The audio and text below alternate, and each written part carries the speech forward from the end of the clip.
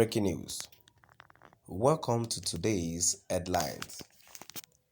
Nigerian in hot trouble as Ipob lawyer reviews the only condition that will enable Nnamdi Kanu's trial.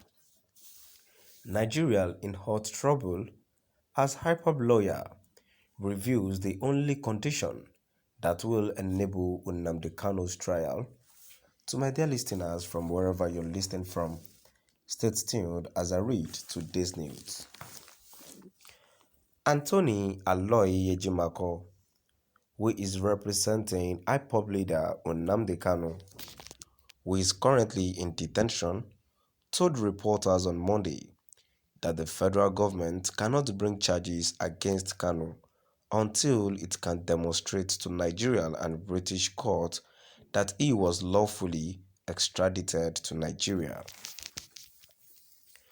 As far as he was concerned, kidnappings by the government are prohibited by both domestic law and international treaties to which Nigeria is a party. The Nigerian government has not disputed Nnamdi Kanu's claim that he was abducted, tortured, and brought to the country in chains. He said of the case involving him. Nigerians must first explain to our domestic court and the international community, particularly Britain, how Kanu ended up in Nigeria in chains, says Ejimako.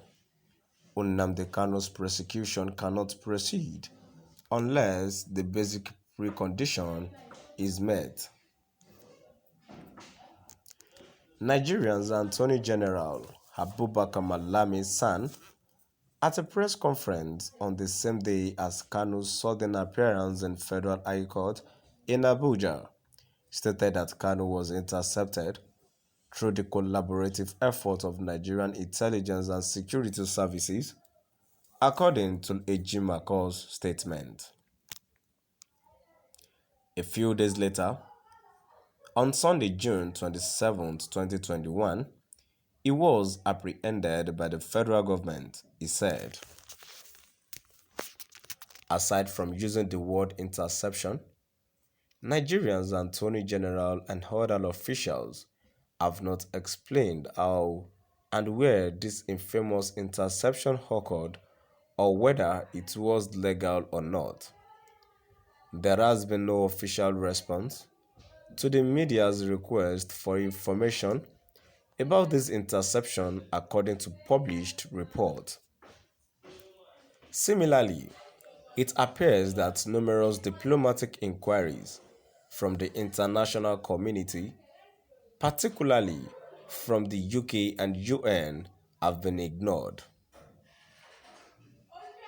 On the other hand, Nnamdi Kanu has given credible accounts and details in various sworn statements that proved that the so-called intercept is simply that he was officially kidnapped, disappeared, and tortured in Kenya before being extraordinarily returned to Nigeria.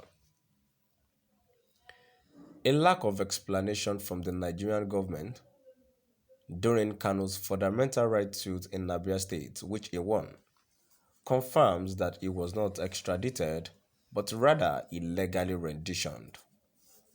Because of the insurmountable prosecutorial barrier that comes with extraordinary rendition, the Nigerian government would have been very forthright if Kanu was extradited. That is why it is instructive that the Nigerian government has not yet contradicted Kanu's account, nor has it offered any alternative account that might suggest that Kanu's return to Nigeria was secured through some legal process. The statement continued, Nigeria, on the other hand, has flatly rejected Kenya's self-righteous denials that Kanu was subjected to any extradition or even deportation proceedings in Kenya, both in the public and in court documents filed there. It is important to note that Nigerians and the international community should ask Nigeria a number of questions in light of the above. Unless Nigeria can demonstrate that the act of transferring Kanu from Kenya to Nigeria complied with basic tenets of law, including treaties to which Nigeria is subject, it will be impossible for Nigeria to properly exercise its sovereign right of criminal prosecution against him under Nigeria's domestic and international legal order. We need clarification on how Nnamdi Kanu was illegally brought back to Nigeria. Nnamdi Kanu's family. It has also been requested by his detained family to know how he was taken from Kenya to Nigeria. Asked why their son had been taken to Nigeria, the family of Kanu said the federal government had not provided any answers. The defendant's family, in protest of the trial's lengthy delays, threatened to invoke the prima facie evidence against the federal government if the court failed to follow constitutional law. This information was provided to Vanguard in a press release signed by Mazi Kanunta Kanu, Nnamdi Kanu's younger brother. They complained about it. The Nigerian government, led by President Muhammadu Buhari, has steadfastly refused to answer questions about the method used in the rendition of a freedom fighter. For their brother's safety, the family wanted to know where he was stopped. That you cannot pile illegality on illegality and expect it to stand was emphasized by Kanu's family. The question we continue to ask the federal government of Nigeria is, why hasn't clarification been given on how Mazi Nnamdi Kanu was returned to Nigeria? We want to know where he was intercepted from and how come no clarification has been given up until this date, the federal government has stated. A travesty of justice was described by his family as a result of his incarceration. According to them, in other words, illegality cannot be piled on top of itself. To my dear listeners, now we've come to the end of our today's news.